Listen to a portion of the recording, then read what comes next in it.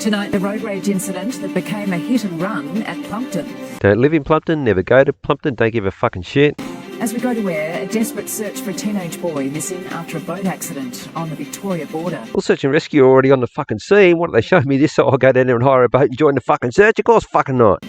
Parents urged to do their homework when cashing in back-to-school vouchers. What, is there some information not on the government website that I need to go to fucking Channel 9 to find out, is there? A Sydney institution closes its doors in just hours from now. We're there as the last night at Frankie's gets underway. Sydney's population is over 4 million. They probably have about 400 locals that are regular, so we're looking at about 0.01% of the population are interested in this fucking story. So what are the other 99.99% going to get out of it? What your life there as they serve the last fucking, I don't know even what shit they fucking serve. Fucking plate of meatballs? Fuck off. And the tough decision facing selectors after Australia wipes out the West Indies. Right, we got 3 headlines. That's all they got. They're into the sport. It's not 1979. No one gives a fucking shit about cricket anymore. It's not like you can go to the hill at the SCG with some zinc cream and a fucking carton of VB because things move fucking slowly sometimes. You need to be fucking pissed to get through it. Police are searching for a hit-and-run driver in Sydney's West who also allegedly threatened the victim with an axe.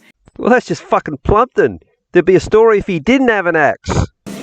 Tonight, grave fears, a 16-year-old boy missing, presumed drowned after falling overboard while fishing on Lake Mulwala. Well, that's very sad for the family, but having people they don't know about it doesn't fucking help them. Well, they didn't mention that he was presumed drowned, so that obviously only Victorians who would be closer in a better position to go down and hire a fucking boat. A Tarnate woman fighting for life after being flung from a moving car on the Princes Freeway. Jesus fucking Christ, the roads are dangerous. You got fucking guys with axes, people being fucking flung out of cars. They imply that it was moving as she was flung out, because that's, what it would need to be a story. You can't just get pushed out and then say flung out, because they mentioned it's on a freeway, but fuck me, what are they going to do when cars are banned? What's the news going to be? A fire at a barbecue? A barbecue blamed for a fire that forced a young family to flee their Viewbank home. Well, they're implying that the house is on fire because they fled the home. You can see the fire. Now, I'm only going through the headlines. I'm sure I'm excused to go any further than that. But this is a signature shot. This is the best shot they got. You can't even see if the house is on fire. Maybe it was just the barbecue with some fucking too much petrol on it. Is that it? Well, unless you're the fucking neighbour. There's no impact on anyone. And look, apparently they fled. They're perfectly okay. Why the fuck is there a 9 News logo in the bottom left-hand fucking corner? Why exercise is being prescribed as the best treatment for long COVID sufferers. Well, it's medically established exercise is good for your health overall. Of course you can report that's going to be good for ailments, even ones that don't fucking exist. Free public transport across Victoria on Christmas Day and New Year's Eve. It's about people thinking, well, I wasn't going to go, but now it's free. I think I will go to fucking New Year's Eve. Because that means I've saved $6. And Australia are not. Switch Bay 13 for the SCG Hill, and that one's already done. Tonight, breaking news. A man's body pulled from a lagoon along the River Murray at Waikerie. We're opening up again with a water-related story here in Adelaide. I wonder if some kind of road accident is going to be next. A family's heartbreak as their father succumbs to injuries following a crash south of Adelaide. Well, that was a fucking surprise. Not diminishing the sadness the families that know these people are feeling. But it could be argued it was newsworthy because somebody died. A plea for safety as a motorbike rider fights for life in hospital after an evening ride goes wrong. 2 road accidents in Adelaide. Fuck me, not much is going on over there. Revving up for those in need as the toy run returns, spreading Christmas cheer during the tough cost of living crisis. So they've attached the cost of living crisis to the main story, which is the toy run. So they're attaching cost of living to toys, as opposed to the real fucking problems, which is fucking expensive food, power and petrol. But of course that's all planned by fucking corporations, banks and the government, so you can't talk about that. And SA's hometown heroes. Well, sportsmen are your fucking heroes in fucking 2022, but no one gives a fucking shit because there's a fucking crowd. Demanding answers tonight, a grieving woman goes to battle with Queensland Health over a hotel quarantine tragedy she says contributed to her brother's death. Well, that will go nowhere when Justice Keifel blocks a fucking subpoena for information from the government. Dodgy taxi drivers put on notice the covert operation protecting southeast passengers. Oh, protecting the people from fucking what? As if cabbies don't have enough fucking problems with Uber. Now they've got fucking the government fucking covert crackdown will get fucking you.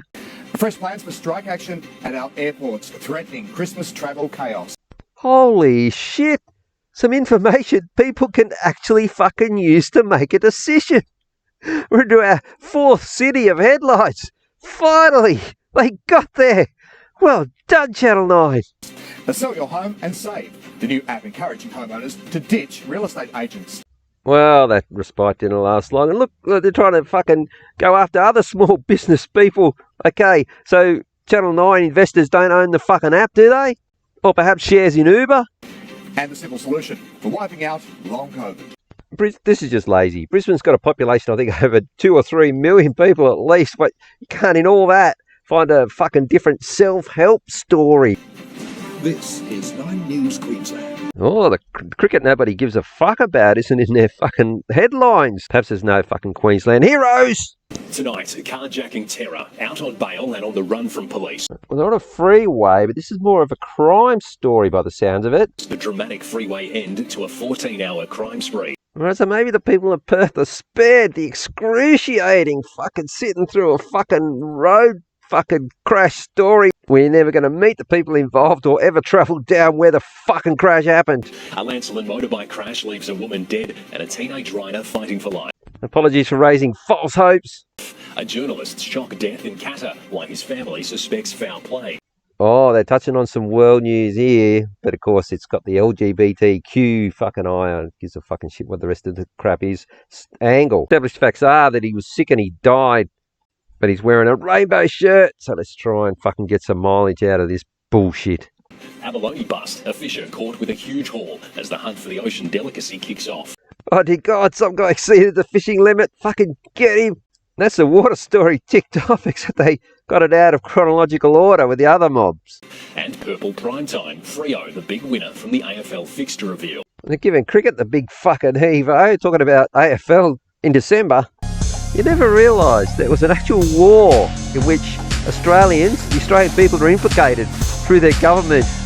Australians would like to know if the side we picked is winning. The side we picked, for some reason, because it has no cultural, historical, or even really trade ties to us. But we're fucking 100% committed to this nation on the other side of the world fighting another nation on the other side of the world. But apparently it's all humanitarian, but we're very selective because for some reason we don't give a fuck about the people of Yemen, Syria, or multiple nations in Africa getting fucking hammered. This family was gathered around a fire pit in southwest China when it suddenly became too hot to handle. A giant fireball erupted from the pit, sending all 7 people scrambling. Incredibly, no one was injured. Oh, thank God, people I'm never going to meet are okay. So this is the only story that matters from a nation of 1.4 billion people who's our biggest trading partner. Looks like it might be even from cooking, maybe a barbecue. Well, that's A two. driver has taken off after managing to crash his car in a tree in Melbourne's southwest. Obviously, the backstory is that the guy was pissed and he fled the scene. But is this how it really happened? Did that car get driven along a road and then end up in this position? I mean, for safety reasons, cars are made to crumble. I mean, if they hit a tree, the front of the car caves in, the engine drops down and protects the driver, the airbags come out. Here's normally the result when a car hits a tree.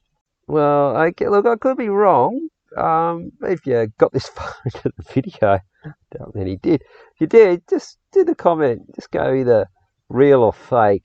All right, that's it for this one.